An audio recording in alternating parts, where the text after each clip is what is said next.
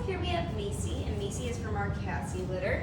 We're just going to run through all of her commands. We have lots of distractions going on around us. Other puppies coming through constantly, people, my little one's here, he's only 13 months old, so lots of distractions, which are always great to work through. So we'll start by getting her attention. Macy, come. Good girl. And then I'm going to give her that sit. Good girl. Sit. So sit corresponds with this hand gesture as well as the verbal command. And then next we will do a down. So give her that sit. Good girl. And then down referencing to the floor. Good girl. So sit like you're lifting her nose to the sky. Other direction with your hand referencing to the floor. Breathe down. Macy, come. Macy is really laid back. She does have a fun, playful side to her as well. Sit. Good girl. But she has no problem just kind of laying around on the bed. She loves to carry and lay with her toys as well. Sit. Good girl. She loves to chase a tennis ball and retrieve that as well. So if you're looking for a puppy that wants to play fetch, she definitely does that very well. Sit. Good girl. Down. Good. So with a sit, and wait till her butt hits the floor as well as her front feet. I want her to not be batting at me. I don't want to accidentally feed into any bad habits. And with a down, I want to wait until she's nice, flat, and relaxed before she gets the reward. So we'll do both of those one more time. Macy, come. Good girl. Sit. Good girl. Down. Never repeating commands. We want to say it the one time. If she doesn't do it the first time, we'll just hold a hand signal, maybe take a couple steps and start over with the command. But you will never hear me say the command over and over, whether it's sit, down, anything. It won't be sit, sit, sit. I want to say it one time and try to demonstrate follow through. Good girl. They're on tango here.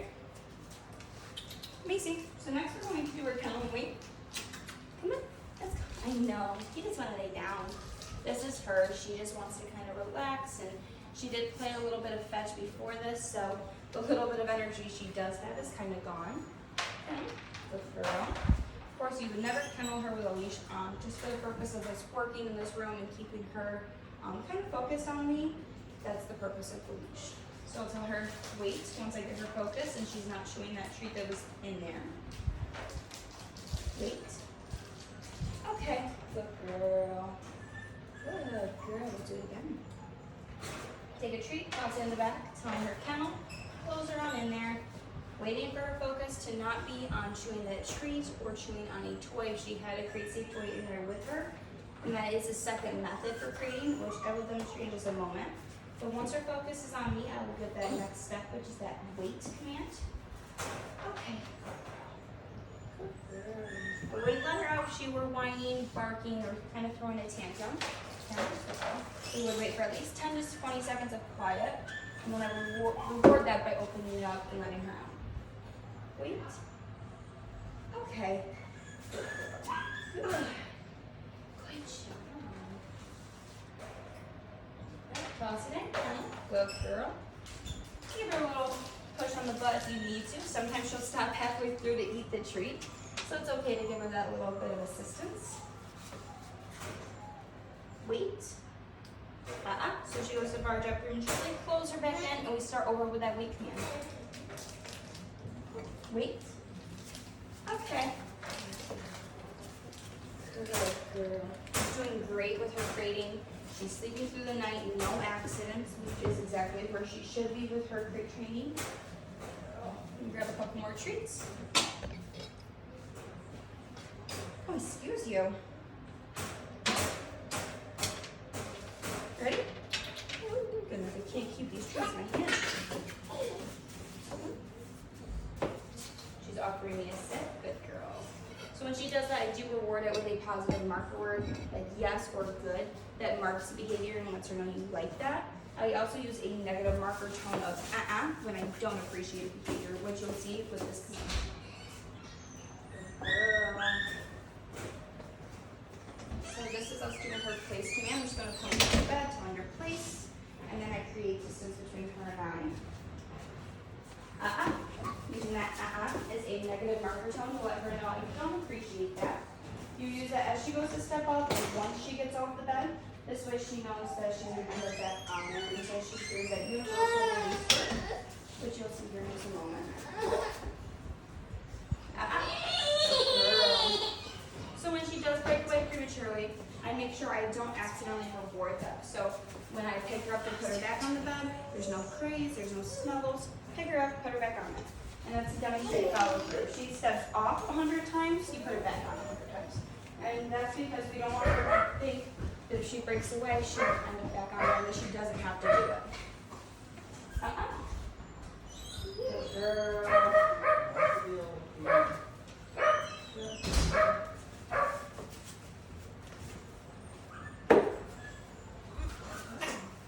So the whole point of the place command is to have her just content. She doesn't have to hold a specific position. She can lay down, she can sit, she can do back flips. As long as she doesn't come up, and she's doing exactly what I'm asking of her. I'm going to release her in just a moment. Okay. Good girl. All the way. Good girl.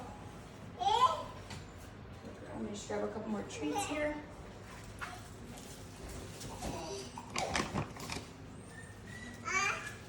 We're going to do place one more time. And then I realized I did not show you the toy method for kennel and weight, so I do want to demonstrate that real quick. Macy, a little distracted. Good. Please. So we'll do this one more time.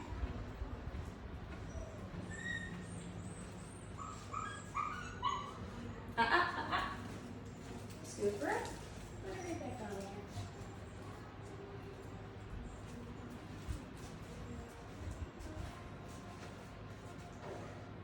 Macy. Okay. Okay, good girl. Good job. So as you saw before with the kennel and weight, I used that treat. I tossed it in the back of the crate. The toy method is very, very similar. I just use a crate safe toy. So something she cannot shred and ingest. A tennis ball is not crate safe because she could shred the outside off, eat that. Rope toys are another no, as well as anything plush. Those are all just choking hazards. So with that being said, you do want to always crate her with a crate safe toy or a long-term treat, just something to help the time pass quicker. But it's a great tool to turn her to kennel as well. Wait. Okay, good girl. Especially when you don't want to go filling up the tank that she just emptied before bed. This is a good method to use. Do one more time. Take that toy. Sure it's really fun. Toss it in, turn your kennel.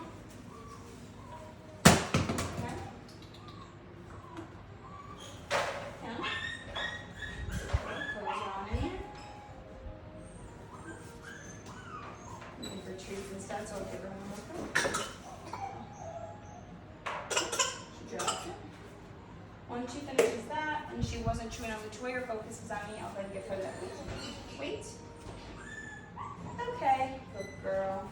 And then just to end this video on a really strong positive note, we're gonna end with her sits and downs, and I'm gonna throw the tennis ball for her because that's her favorite thing.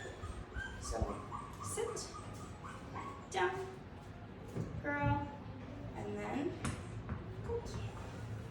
no? No surprise. But that is her favorite thing to do, so we try to end a positive training session with something exciting like that. So maybe we'll step outside where it's a little chillier, but a little more room to run around, and we'll play some fetch to end our training session.